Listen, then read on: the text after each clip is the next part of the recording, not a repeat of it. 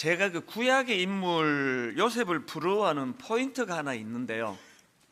아시다시피 요셉은 그 인생의 출발이 막 엄청난 고난과 또 핍박과 그리고 뭐 말로 다 표현할 수 없는 그런 초라하고 비참함으로 시작한 인생이지만, 그러나 요셉은 그 마지막이 너무나 멋지게 그렇게 그 마무리한 인생이 요셉이거든요.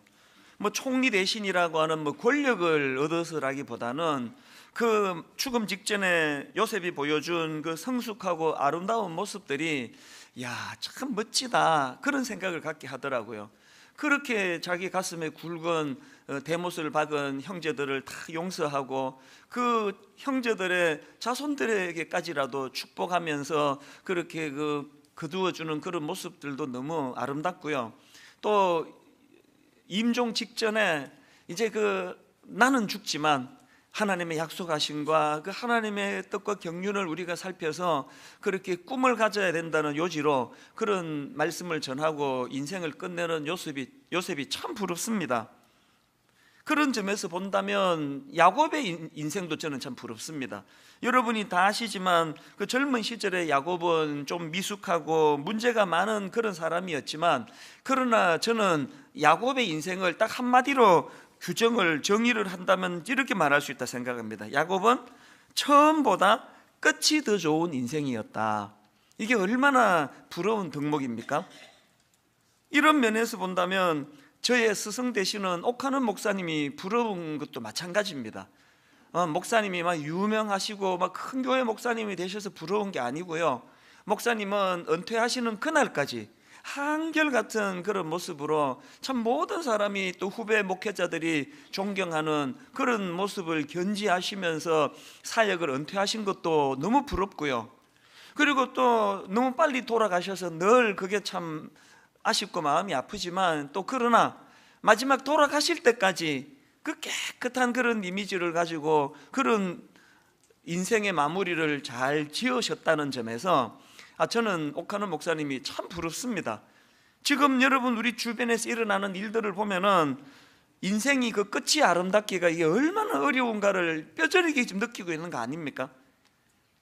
성경에도 보면은 처음에 그렇게 잘 나가다가 그 끝이 비참해진 그런 케이스가 뭐 얼마나 많습니까? 사울 왕을 위시해 가지고 구약의 많은 왕들이 그런 비참한 마무리로 인생을 끝내는데요. 그 우시야 왕은 그렇게 하나님께 인정받고 충성하다가 마지막에 그만 교만해져 가지고 그 저주를 받아 인생을 끝내는 그런 케이스도 있지 않습니까? 그렇기 때문에 우리 모두가 다 하나님 앞에 아버지, 우리는 이 야곱처럼 처음보다는 갈수록 더 좋아지는 인생, 그리고 요셉처럼 처음에는 고난이 많았지만 참 마무리가 너무나 아름다운 인생이 되기를 원합니다. 지금부터 그런 기도를 드려야 한다고 생각합니다. 유명한 윌리엄 셰익스피어의 작품 중에 이런 제목의 작품이 있습니다. All's well that ends well. 우리말로 하면은 끝이 좋으면 다 좋아. 그 제목이 참 와닿는 거예요. 그런가 하면은 독일 속담에도 비슷한 속담이 있습니다. Ende gut, alles gut. 이거 역시도 우리말로 하면은 끝이 좋으면 모든 것이 좋다. 제가 이런 것들을 쭉 살펴보면서 무슨 도전이 생기는가 하면은 뭐 저나 여러분이 지금 나이가 몇 살인지도 중요하지 않고요. 뭐 이전에 얼마나 철딱서니가 없고 뭐 실수가 많았고 이것도 중요하지 않고요. 지금부터 이제 우리가 인생의 후반전 남은 인생을 잘 살아나가면 끝이 좋으면 모든 게 좋다. 그런 적용이 되기 때문에 이제 우리가 하나님 앞에서 다시 한번 결단하고 아버지, 내 남은 인생 요셉처럼, 야곱처럼, 옥하는 목사님처럼 지금보다 뒤가 더 좋고 끝이 더 멋지고 끝이 더 아름다운 그런 인생이 되기를 원합니다. 그런 하나님께 기도가 저와 여러분에게서 나오게 되기를 바랍니다. 이런 맥락에서 보면은 오늘 본문의 주인공 벨사살 왕은 진짜 비참한 왕이에요. 절대로 따라하면 안 되는 왕의 그 인생의 여정길입니다. 오늘 본문 다니엘서 5장의 구도를 보면 이게 꼭 벨사살 왕의 그 삶을 함축적으로 보여준다, 그런 느낌을 가지게 되는데요. 여러분, 이 다니엘 5장 1절이 말씀을 어떻게 시작하는지 아십니까? 화려한 잔치로 시작하는 게 다니엘서 5장입니다. 1절을 보십시오. 벨사살 왕이 그의 귀족 1000명을 위하여 큰 잔치를 베풀고 그 1000명 앞에서 술을 마시니라. 이야, 이 귀족 1000명을 초청해가지고 막 어마어마한 파티를, 화려한 파티가 열려지는 것으로 시작하는 게 다니엘서 5장의 말씀인데요. 이 다니엘서 5장이 어떻게 끝나는지 아십니까? 30절을 보십시오. 그날 밤에 갈대아 왕 벨사살이 죽임을 당하였고, 그 시작이 막 어마어마하게 화려한 잔치로 시작한 게 다니엘서 5장인데, 그렇게 벨사살 왕이 비참하게 살해당하는 것으로, 죽임당하는 것으로 끝나는 게 다니엘 5장입니다. 이게 꼭 그 벨사살 왕의 모습을 보여주는 것 같은 그런 느낌이 드는 것은 벨사살이 그랬기 때문이에요. 그래서 오늘 우리는 이 벨사살 왕이 뭐가 잘못됐길래, 인생에 뭐가 꼬였기 때문에 그렇게 화려한 삶을 구사하다가 마지막이 그렇게 비참하게 끝나게 되었는가, 이걸 좀 살펴봐야 되는데요. 이 질문에 대한 답이 다니엘서 5장 안에 다 들어있다고 저는 생각합니다. 오늘 본문의 흐름이 이렇습니다. 배경을 보니까요, 이제 벨사살 왕이 귀족 1000명을 초청하고 잔치를 배설하고 그렇게 또 하나님을 조롱하고 그렇게 잔치가 벌어지는데 충격적인 일이 발생을 합니다. 5절을 보십시오. 그때에 사람의 손가락들이 나타나서 왕궁 촛대 맞은편 석회벽에 글자를 쓰는데 왕이 그 글자 쓰는 손가락을 본지라. 이 놀라운 일을 경험하고는 벨사살 왕이 주술가도 부르고 점성가도 부르고, 이 도대체 이게 무슨 일이냐, 이 글자의 뜻이 뭐냐, 이게 뭘 의미하느냐, 이런 것들을 지금 수소문을 하는데 그 글자를 깨달아 해석하는 사람이 없습니다. 그래서 결국 다니엘을 불러가지고 지금 이 글자의 의미가 뭐냐, 이 해석을 좀 하라고 그렇게 부탁을 했더니, 다니엘이 그 글자를 해석하기 전에 먼저 느부갓네살 왕의 그 교만을 언급을 하는 거예요. 자, 20절 21절이 그 내용입니다. 그가 마음이 높아지고 뜻이 완악하여 교만을 행함으로 그의 왕위가 폐한 바 되며 그의 영광을 빼앗기고 사람 중에서 쫓겨나서 그의 마음이 들짐승의 마음과 같았고 또 들나귀와 함께 살며 또 소처럼 풀을 먹으며 그의 몸이 하늘 이슬에 젖었으며 지극히 높으신 하나님이 사람 나라를 다스리시며 자기의 뜻대로 누구든지 그 자리에 세우시는 줄을 알기에 이르렀나이다. 우리 다니엘 4장 살펴볼 때 이 느부갓네살의 고난을 보지 않았습니까? 지금 다니엘이 그 이야기를 언급을 하고 있는데요. 그리고는 바로 그 다음에 하는 말이, 자 22절입니다. 벨사살이여, 왕은 그의 아들이 되어서 이것을 다 알고도 아직도 마음을 낮추지 아니하고 도리어 자신을 하늘의 주제보다 높이며. 아까 질문이 뭐였죠? 벨사살은 어쩌다가 그런 비참한 인생이 되었나? 그렇게 화려한 인생으로 살다 마지막이 그렇게 그냥 비참하게 살해당하는 것으로 그렇게 끝이 나버렸나? 이 질문의 답이 뭐라고요? 이것을 다 알고도 해요. 이것을 다 알고도. 교만해지면 윗대 왕 느부갓네살처럼 비참한 인생이 된다는 것을 보고 듣고 느끼고 다 해놓고 이걸 다 알고도 거기서 말씀을 깨닫지 못하고 똑같이 교만한 길로 갔던 이게 당신의 문제라는 거예요. 저는요, 여기 나오는 이것을 다 알고도라는 이 표현이 정말 어떨 때는 무섭습니다. 왜 무섭습니까? 지금 이게 벨사살을 망하게 한 포인트기도 하지만 오늘 현실을 한번 보십시오. 오늘 우리 주변에 이것을 다 알고도라는 이 말씀이 끊임없이 목격이 되어지는 현실 아닙니까? 음주운전. 어제도 나왔고 그 전날에도 나왔고, 그 술 먹고 운전하다가 남의 인생도 죽이고 자기도 완전히 폐가 망신해가지고 그렇게 수갑차고 눈물을 뚝뚝 흘리면서 그 술 먹고 운전하지 말았어야 되는데 그런 것들을 기사를 통해서 늘 다큐멘터리를 통해서 접하면서도 이것을 다 알고도 어제도 또 음주운전한 사람이 있을 거예요. 제가 이런저런 자료를 보다가 어느 기사를 보니까 참 마음이 묘하더라고요. 어느 날 경찰이 2시간 동안 음주운전 단속을 했대요. 이제 전국적으로 음주운전 단속하면서 더 놀라운 게 미리 예고도 했대요. 오늘 밤 9시부터 11시까지 전국적으로 이제 음주운전 단속을 한다. 그랬는데 여러분, 그 2시간 동안에 음주운전 하다가 잡힌 사람이 몇 명인지 아십니까? 534명이랍니다. 이런 어리석음을 벨사살로 말하면 딱 한마디, 이것을 다 알고도, 이 어리석음 아닙니까? 수년 전에 어떤 유명한 목사님이 성적으로 죄를 지어가지고 본인도 수치의 자리에 빠지고 한국교회도 너무나 가슴 아픈 그런 자리에 빠지고 하나님이 조롱을 당하는 이런 가슴 아픈 일들을 뻔히 뉴스로 입으로 전해지고 다 겪었는데 불구하고 또 좀 있으면은 또 같은 일이 일어나고 또 좀 있으면 또 같은 일이 일어나고 급기야 요 근래에는 무슨 그루밍 성폭행이라는 말이 교회 안에서 나오는 게 이게 뭘 의미하는 거냐고요. 이게 바로 벨사살의 이것을 다 알고도 아닙니까?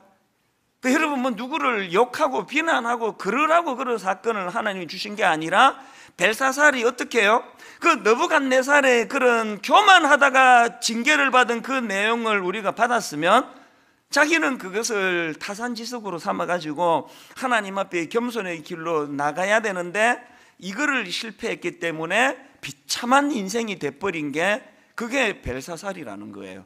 자, 그러면 벨사살에게 하나님께서 윗대 느부갓네살을 통해서 자기에게 교훈을 주시기를 원했다면 오늘 우리에게는 이 벨사살의 어리석음을 왜 오늘 기록하고 또 종을 통해서 이거를 설교로 듣게 하시는 건가요?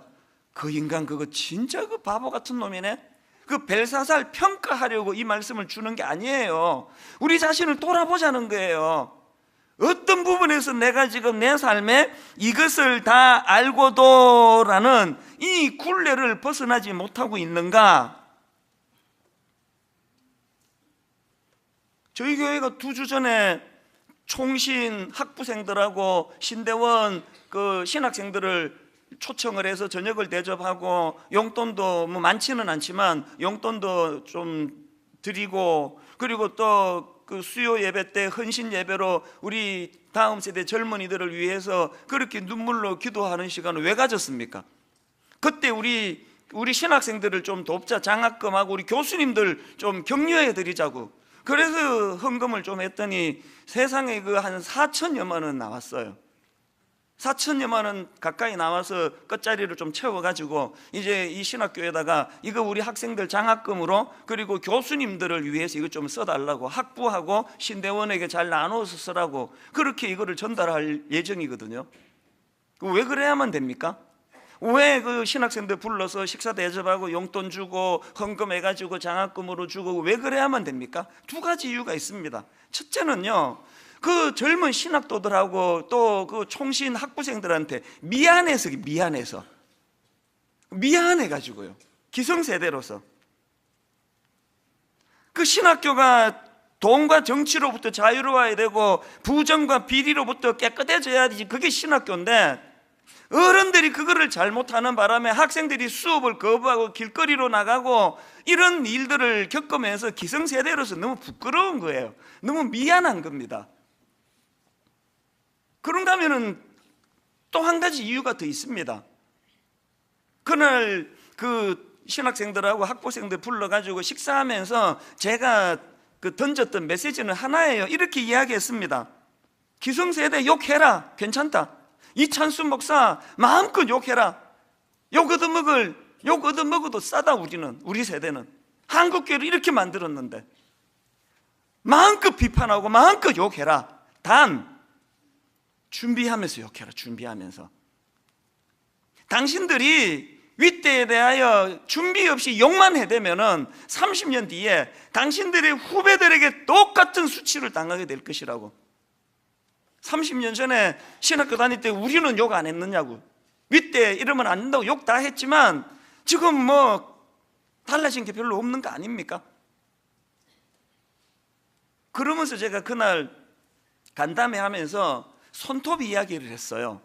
우리 딸아이가 한 3살, 4살, 4살도 안 될 때예요. 아장아장 그럴 때인데요, 저녁에 엄마가 이제 세수하려고 화장실로 들어갔는데 언제 뒤따라와 가지고는 그 반대편 문틈에다가 손을 집어넣어 버린 거예요. 그래서 문을 딸깍 닫는데 애가 막 자지를 지듯 비명을 질러 가지고 놀라 가지고 가보니까 손톱 하나가 이렇게 붕 떠서 죽어버렸어요. 그래가지고 그냥 뭐 그때가 밤 한 11시 가까이 됐던 걸로 기억하는데요, 이 아이를 안고 뭐 응급실로 달렸죠. 그래가지고 이제 비상으로 그 수술을 했는데 뭐 손톱 이거 수술이라는 게 보니까 바느질이더라고요. 이게 붕 뜬 거를 이거를 이제 마취해가지고 이걸 다 이제 바느질을 하듯이 이제 이거를 기워가지고 절망적인 선포를 내리는 겁니다. 불행하게도 이 손톱 바로 아래에 있는 요 성장 세포가 있는데 손톱을 자라게 하는 성장 세포를 다쳤다는 거예요. 그래서 이제 이 손톱이 안 날 거라는 겁니다. 그러면서 의사분이 하시는 말씀이요, 오늘 밤이 정말 중요하다. 이걸 지금 이렇게 수술을 했는데 얘가 이제 마취 깨고 그 가렵고 그래가지고 이거를 이렇게 건드려 버리면 끝장이라는 거예요. 여러분, 그날 밤에 제가요 얘 손 붙들고 밤을 샜습니다. 당사자는 코를 골면서 자는데요, 옆에서 제가 손을 잡고 밤을 샜습니다. 아비의 심정이란 게요, 밤을 새서 제가 손을 붙잡으면서 하나님께 절규하듯 기도했습니다. 하나님, 저는 이 손톱 필요 없는데요, 저한테 이게 뭐가 필요하겠습니까? 하나님, 이거 우리 딸한테 주세요. 하나님, 이 손톱 좀 필요 없습니다. 제 거 더 이상 안 나게 해주시고 내 손톱을 우리 아이에게 좀 주세요. 그 참 눈물 나는 기도 아닙니까? 그렇게 하루를 가장 긴 밤을 보냈던 기억이 지금도 선명합니다. 그게 87년, 88년 이야기예요. 우리 하나님이 얼마나 고마운지 제 손톱 안 뽑으시고 그 아이 손톱을 고쳐주셨어요. 그래서 손톱이 자라기 시작해가지고요, 병원은 안 난다 그랬는데 얘는 지금 멀쩡히 손톱이 나가지고요, 한 몇 년 전에 제가 너 이런 일 있었던 거 아느냐고 물었더니 손톱이 빠졌다는 그 자체를 기억을 못 하더라고요. 완전히 복구가 됐다는 뜻 아닙니까? 제가 우리 젊은 신학도들한테 밥 먹으면서 이 이야기를 해줬어요. 가슴 아프게도 우리 기존 목사들이, 우리 기존 교회가 손톱이 빠져버렸다. 많은 사람들이 이제 한국에 희망이 없다 그런다. 이제 더 이상 손톱이 안 난다고 선고하듯이 이제 한국 교회는 어렵다고 이야기한다. 근데 니들이 손톱이 되면 좋겠다고. 우리가 손톱을 이 지경으로 만들었는데, 그리고 세상 사람들은 이제 한국 교회 끝났다고 그렇게 비판을 하는데, 성령님의 은혜를 구하면서 너희들이 밑에서 손톱이 치고 올라와 주면은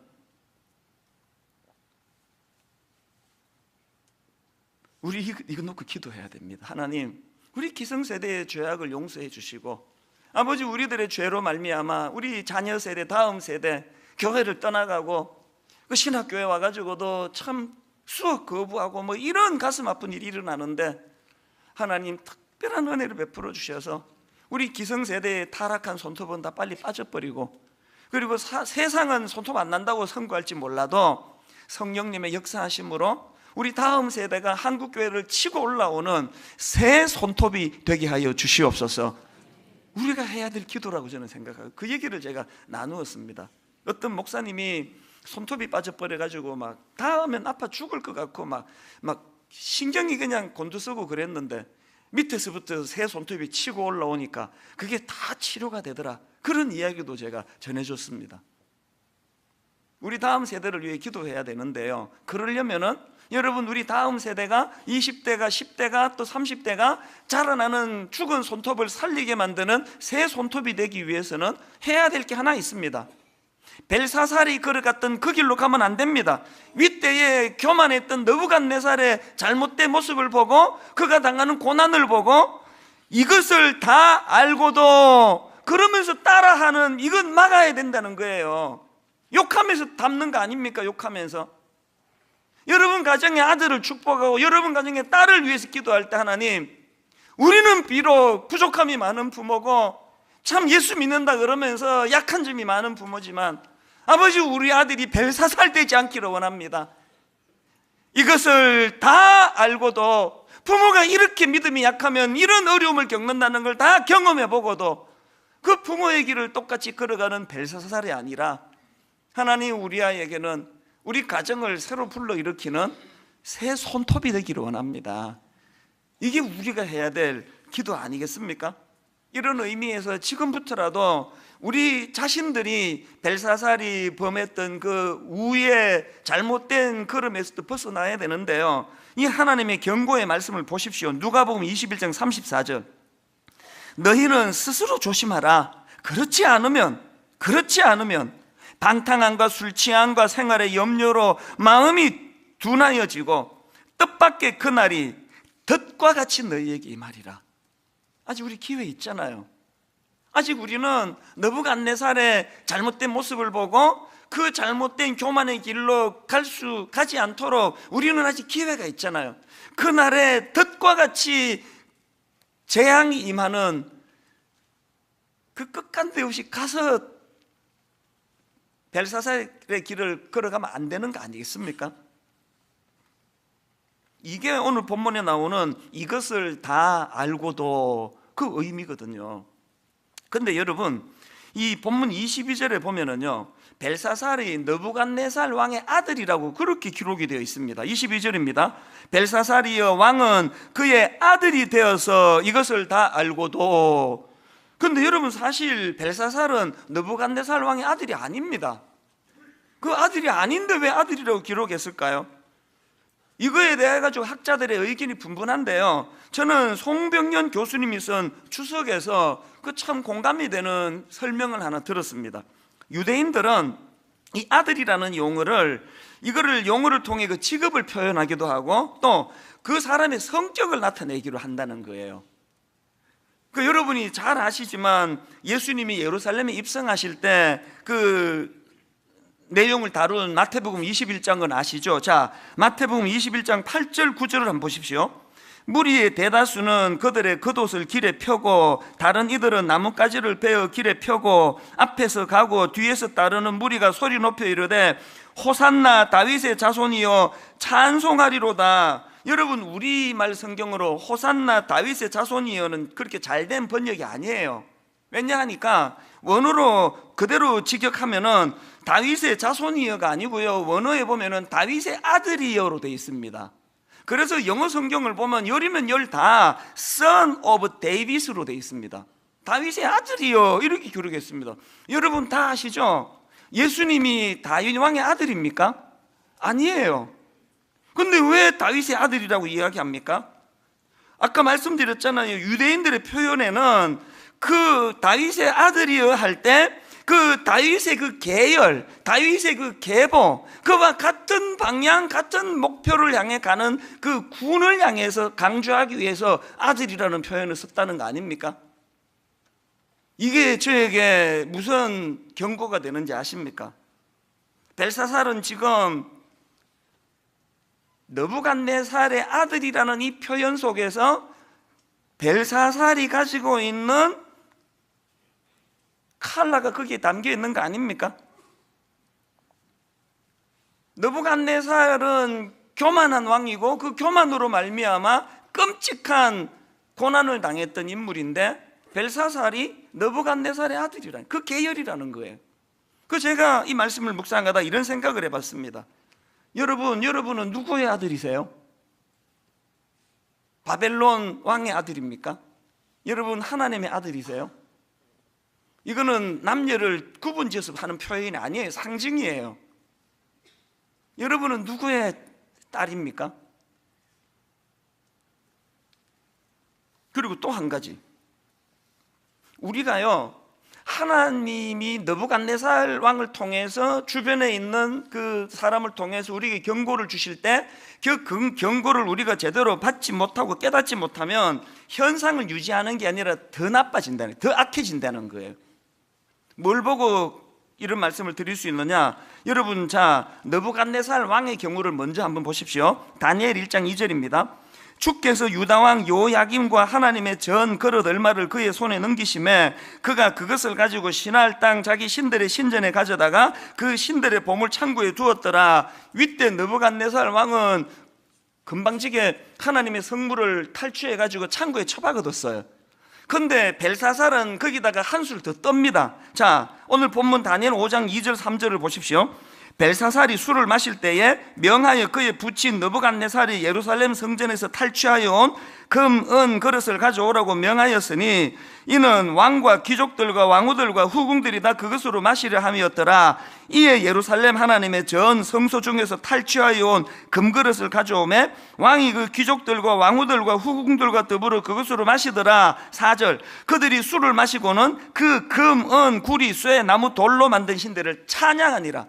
윗대 느부갓네살의 교만은 감히 하나님의 성물을 빼앗아가지고 창고에 처박아두는 그런 악을 저질렀다면 벨사살은 한술 더 떠가지고 그 성물 갖고 와라, 하나님을 조롱하는데 술 따르는 술잔으로 그걸 쓰고 있다는 거예요. 뭘 의미하는지 아시겠습니까? 여러분, 우리가 교만한 자리에 빠져 있었는데 하나님이 경고의 말씀을 주실 때 그 말씀을 깨닫고 수용하지 않으면 제자리에 있는 거 없습니다. 더 포악해져요. 더 나빠져요. 초신자가 교회에서 해악을 끼치는 거하고 오래된 신자가 교회에서 해악을 끼치는 거하고 그 무게감이 다른 이유가 여기에 있는 거예요. 저는 우리 교역자들에게 자전거 이론이라고 제가 만든 거에 한번 그냥 그렇게 붙여봤습니다. 자전거 이론은 뭔가 하면은요, 나아가거나 쓰러져 있거나, 자전거는 중간에 서 있는 거 없습니다. 달려가거나 넘어져 있거나예요. 여러분, 우리가 느부갓네살 주변에 있는 상징적으로 느부갓네살 왕의 그 잘못된 모습을 하나님이 내게 주시는 경고로 받고 그것을 내 삶에 적용을 해서 교만을 꺾지 않으면요, 우리는 더 포악해져요. 더 교만하고요, 더 악해지고 예수 오래 믿은 사람일수록 더 나빠지는 이유가 여기에 있습니다.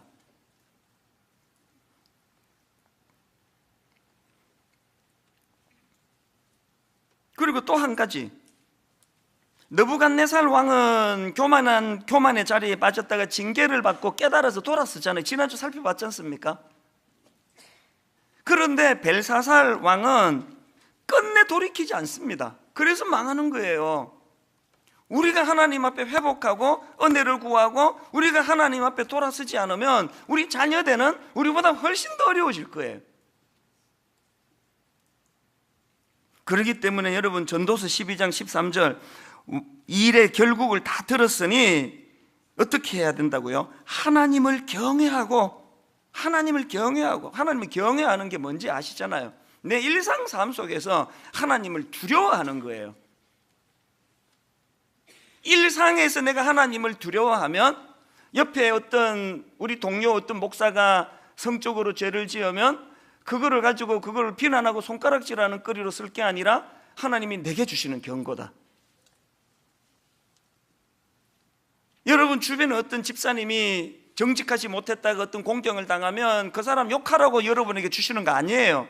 그 메시지를 하나님이 내게 주시는 경고로, 그걸 내가 그렇게 받는 게 일상에서 하나님을 경외하는 사람의 태도고 모습입니다. 이게 왜 필요합니까? 오늘 본문 5장에 보니까 벨사살이 이제 벽에 쓰여진 손가락과 글씨를 보고 술사와 점쟁이를 불러가지고 이게 무슨 뜻이냐고 알려고 애쓰는데요, 그게 다 쓸데없는 짓이에요. 여러분, 이거 아십니까? 이미 손가락으로 글씨가 나오면은 해석이고 뭐고 없어. 그걸 끝이에요. 그게 25절부터 지금 다니엘의 해석을 한번 들어보십시오. 25절부터 한번 보십시오.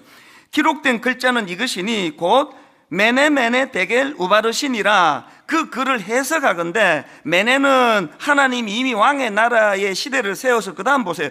그것을 끝나게 하셨다 하며 데겔은 왕을 저울에 달아보니 부족함이 보였다 하며 베레스는 왕의 나라가 나뉘어서 메대와 바사 사람에게 준 바 되었다 함이니라 하니. 여러분 꼭 기억하셔야 됩니다. 왕궁 촛대 맞은편 석회벽에 메네 데겔 우바르신이라는 글씨가 나타나면 이제 더 기회 없는 거예요. 뭐 분석하고 뭐고 필요 없습니다. 벽에 글씨 나타나기 전에 우리 주변의 느부갓네살의 모습을 보면서 우리가 하나님께 돌이키고 우리가 교만을 꺾고 그래야 되는 거예요. 그래야. 우리 아직 기회 있지 않습니까? 아직. 그래서 오늘 설교 제목이 제발 경고를 무시하지 말자예요. 제발 경고를 무시하지 말자. 주변의 느부갓네살 통해 혹은 누가 그 음주운전하다가 그렇게 낭패를 봤다 그러면 그 자리에서 여러분이 어느 목회자가 성적으로 무너졌다는 이야기가 들려지면 그 자리에서 두려움을 느끼고 하나님 제가 뭘 더 조심해야 되는지 가르쳐 주시기 원합니다. 한 가지 말씀만 더 드리고 오늘 말씀을 마치려고 하는데요, 트리나 파울루스가 쓴 꽃들에게 희망을 아마 읽은 분이 많으실 거예요. 어른들이 읽어야 하는 그림 동화라 그러지 않습니까? 그 꽃들에게 희망을이라는 그 동화에 보면은 줄무늬 애벌레가 등장을 하는데요, 이 줄무늬 애벌레가 이제 더 나은 삶의 목적을 찾아가지고 길을 떠납니다. 그렇게 길을 가다가 보니까 큰 기둥이 하나 있는데 보니까 막 어마어마한 애벌레들이 그 기둥을 올라타려고 마비교환이 되어 있는 거예요. 그 기둥이 막 어마어마하게 큰 거예요. 이 줄무늬 애벌레도 그 거대한 기둥을 오르기 시작하는데 모든 애벌레들이 기둥을 오르면서 가지는 공통된 생각이 그 꼭대기에 삶의 목적이 있을 거라는 거예요. 그 목표를 향해서 그 동료들을 밟고 딛고 그렇게 꼭대기에 올라가는데 주인공 줄무늬 애벌레가 드디어 모든 경쟁자들을 다 물리치고 기둥 꼭대기 근처까지 다다르는데요, 이 주인공이 그 목표한 곳에 다다라 가지고 받은 충격이 세 가지예요. 어떤 충격이냐? 첫 번째 충격이요, 그렇게 고생해가지고 올라갔는데 기둥 꼭대기에 아무것도 없더라는 거예요. 이게 첫 번째 충격이에요. 두 번째 충격이 뭔지 아십니까? 그 주변에 상당히 많은 다른 애벌레들이 그 사실을 알면서도 쉬쉬하면서 그것을 숨기고 있더라는 거예요. 왜? 그게 드러나면 기둥이 와해가 될 거니까. 세 번째 충격이 뭐냐? 정신 차리고 보니까 자기가 속아서 올라왔던 것 같은 기둥이 헤아릴 수 없이 많더라는 거예요. 이 그림 동화가 우리에게 주는 메시지가 뭘까요? 여러분, 그 그림 동화에 기둥이 둘 나옵니다. 하나는 벌레들이 스스로 하늘에 오르기 위해서 몸부림치며 기어 오르는 과정에서 만든 기둥이고요, 그리고 또 한 기둥이 있는데 나무예요. 나무는 애벌레가 태어난 삶의 근원 아닙니까? 이 애벌레들이 오르려고 해서 만들어진 기둥은 허상이에요. 그 끝에 아무것도 없습니다. 옆에 있는 그 나무는요, 그 애벌레가 나비 되기 위해서 애쓸 게 없습니다. 나무에 붙어 있으면 돼요. 이게 오늘 우리에게 영적으로 무슨 메시지를 줄까요? 뭐가 교만입니까? 근원 되시는 하나님을 제외시키고 내가 노력해가지고 저 기둥이 올라가겠다는 몸부림치는 이 자체가 그게 교만이라는 거예요. 하나님은 이 사실을 깨트려 주시기 위해 가지고 주변에 느부갓네살의 교만도 보여주시고 벨사살의 교만에서 망한 것도 보여주시고, 그래서 또 오늘 담임 목사인 저를 통해서 그 사실을 여러분에게 좀 전하고 있는 거거든요. 결론을 이렇게 맺기 원합니다. 지난주 살펴본 것처럼 다니엘 4장 37절에서 느부갓네살이 고난을 통해서 그가 깨달은 거, 이게 우리에게 주시는 메시지가 있기 때문에 한 번 더 읽고 말씀을 마치려고 합니다. 그러므로 지금 나 느부갓네살은 하늘의 왕을 찬양하며 칭송하며 경배하노니 그의 일이 다 진실하고 그의 행하심이 의로우심으로 교만하게 행하는 자를 그가 능히 낮추심이라. 뭐가 교만인지 아시겠죠? 애벌레가 지가 어떻게 노력해서 동료들 꺾어가지고 그 기둥 꼭대기에 올라가려고 시도하는 이 자체가 교만이에요. 그래서 여러분이 교만을 꺾기 위해서 어떻게 해야 된다고요? 하늘의 왕을 찬양하며 칭송하며 경배하노니, 더 애쓰지 마세요. 그런 대신은 하나님 그 아까 그 나무로 상징되는 그분과 더불어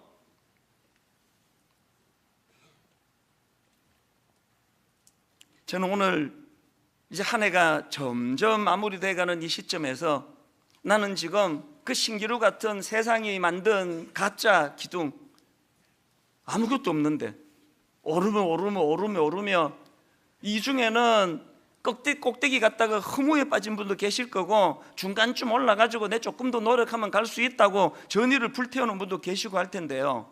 여러분, 지혜는 이런 말씀을 통해서 꼭대기까지 안 가고 깨닫는 거예요. 오늘 이 깨달음이 성령님의 은혜로 저와 여러분에게 회복되기를 바랍니다. 오늘 말씀을 기억하시면서 우리 이 찬양을 같이 한번 불러보면 좋겠습니다. 나의 영혼이 잠잠히 하나님만 바라미여 나의 구원이 누구에서 납니까? 그에게서 나는도다. 나의 영혼아 잠잠히 하나님만 바라라. 왜 그래야 됩니까? 나의 소망이 저에게서 나는도다. 허상의 기둥 내려오시고요, 그냥 생명의 근원 되는 나무 더불어 누리고 즐김에 붙어 있기만 하면 됩니다. 나비가 되는 유일한 길이 애벌레에게 그 길을 택하는 겁니다. 우리 가사를 생각하시면서 한번 말씀을 정리하는 시간 갖기 원합니다. 나의 영혼이 잠잠히 나의 영혼이 잠잠히 하나님만 바라미여 나의 구원이 누구에서 납니까? 그에게서 나는도다.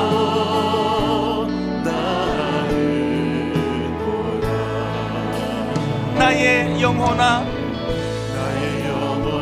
잠잠히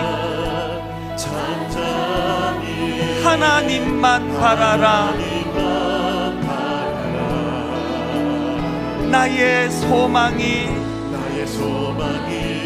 저에게서 나는도다. 그래서 이렇게 선포하기 원합니다. 오직 주만이 나의 반석, 나의 구원이시니 오직 주만이 나의 산성, 내가 요동치 아니하리. 나의 영혼이 간절히 여호와를 갈망하며 나의 입술이 여호와를 찬양하리. 이렇게 선포하십시오. 나의 영혼이 즐거이 누구를 따릅니까? 여호와를 따르리니 나의 평생에 여호와를 송축하리. 이렇게 고백하실 수 있겠습니까? 오직 주만이 나의 반석, 나의 구원이시니 오직 주만이 나의 산성,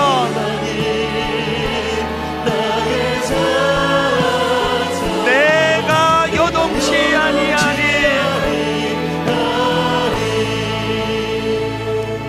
이제 12월 달이 이제 내일 모레 아닙니까? 올 한 해 어느 기둥을 그렇게 열심히 오르셨습니까? 끊임없이 경쟁하고 오르고 또 올랐는데 다른 사람들이 여기 아무것도 없네? 그게 그 애벌레의 미련함이고 우리 인간의 미련은 아닙니까? 창조주 되시는 하나님의 그늘에서 벗어나서 내 힘으로 오르고 또 오르고 또 올랐지만 손에 잡히는 게 없어요. 여러분의 허물은 어디에서 나오는 겁니까?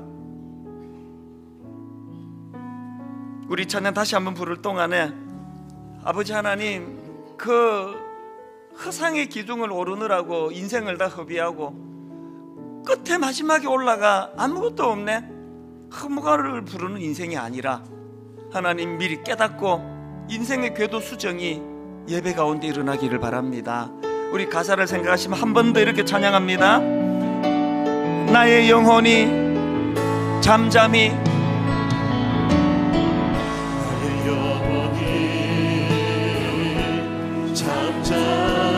하나님만 바라며 나의 구원이 그에게서 나는도다. 우리 자신에게 선포하셔야 합니다. 명령하십시오. 나의 영혼아 잠잠히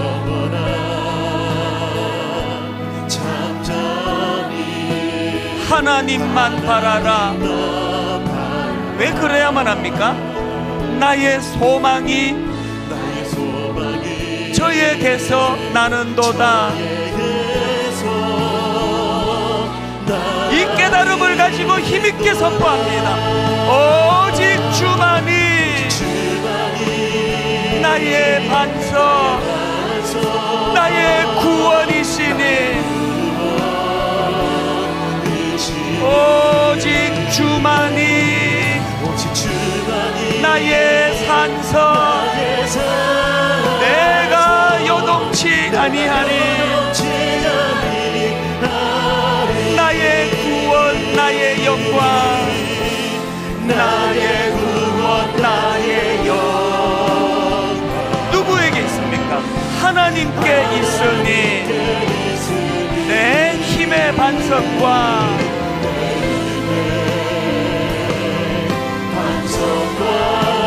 피난처 되시네.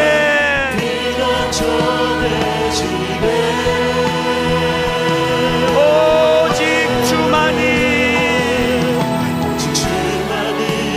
나의 반석, 나의 구원이시니 오직 주만이 나의 산성, 내가 요동치 아니하리. 예수의 보혈로 질문하세요. 그대는 씻기어 있는가? 마음속에 여러가지 죄악이, 여러분 질문하셔야 합니다. 깨끗이 씻기어 있느냐? 예수 십자가에 흘린 피로써 질문하세요. 그대는 씻기어 있는가? 더러운 죄 회개하는 능력을 여러분 질문하셔야 합니다. 그대는 참 의지하는가? 예수의 보혈로 질문하십시오. 그대는 씻기어 있는가? 마음속에 여러가지 죄악이 깨끗이 씻기어 있는가? 우리 다 자리에서 일어나셔서 주 예수와 밤낮으로 늘 함께 그대는 행동을 하는가? 여러분 질문하셔야 합니다. 아무 때나 어디서나 그대는 질문하세요. 십자가 붙들고 있는가? 예수의 보혈로 질문하십시오. 그대는 씻기어 있는가? 마음속에 여러가지 죄악이 질문하십시오. 깨끗이 씻기어 있는가? 우리 후렴 한 번 더 질문하며 나갑니다. 예수의 보혈로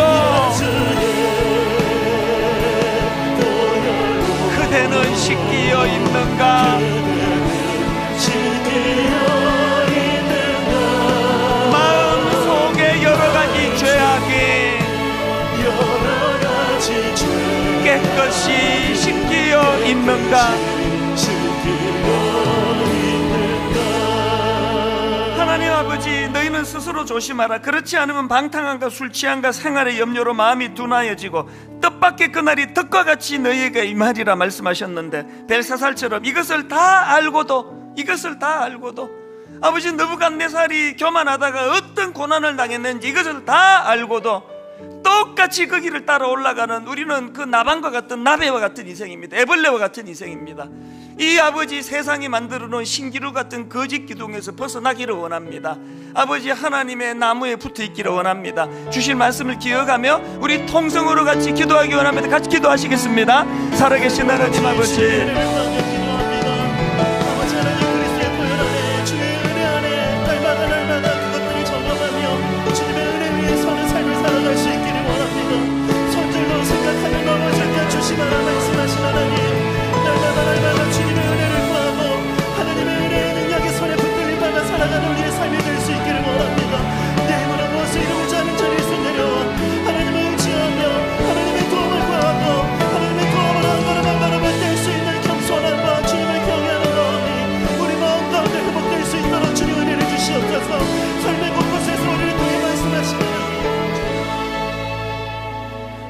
벨사살이여, 왕은 그의 아들이 되어서 이것을 다 알고도 아직도 마음을 낮추지 아니하고 도리어 자신을 하늘의 주저보다 높이며, 하나님 주변에 수많은 느부갓네살, 어리석은 그 느부갓네살 같은 사람들의 교만이 그 사람을 어떤 징계의 자리로 이끄는지를 우리가 다 보고 듣고 느끼고 하면서도 우리도 벨사살처럼 여전히 이것을 다 알고도 아직도 마음을 낮추지 아니하는 이 미련함을 주님 불쌍히 여겨주시기 원합니다. 기회가 사라지기 전에, 벽에 글씨로 나타나기 전에 느부갓네살, 주변의 느부갓네살의 어리석음을 보고 그것이 나의 타산지석이 되어 돌이키게 하는 도구가 되게 하여 주시옵소서. 이번 한 주간 그렇게 인도해 주셔 겸손의 자리로 나아가도록 은혜로 인도하여 주시옵소서.